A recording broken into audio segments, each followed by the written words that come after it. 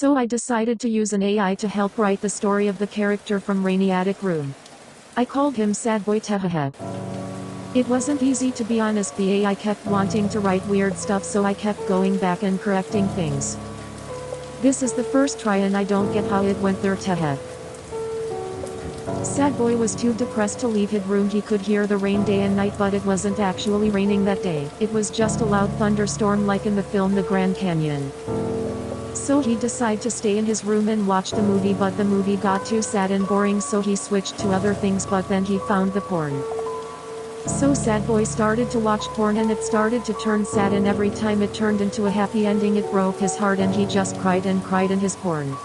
Capital X. I was. But then I tried fixing thing every few lines. Sad Boy was very depressed to leave his attic room. He could hear the rain day and night, but it wasn't actually raining, it was just in his head. It might be a manifestation of his depression. Day after day he'd sit alone in the room, playing his Game Boy or his phone, but there was no real interaction. The spare room was, and continues to be, his sanctuary. A fortress of solitude. A place where he can finally be the person he was always meant to be. He'd argue with me for hours about why I had to leave, but, at the end of it, I simply had to. He didn't want to talk, everything was just gloomy. He was in a bad state. Sarah got a psychic reading about her brother and read the room he was in.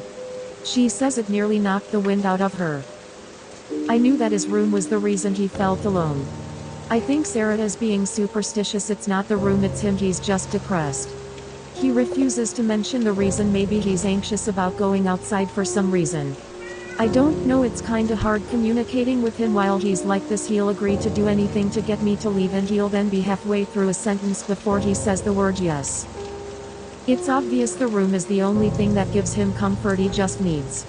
He's more comfortable in his isolation. Life can be overwhelming sometimes, it's easier on some folks, but we are not all built with thick skin.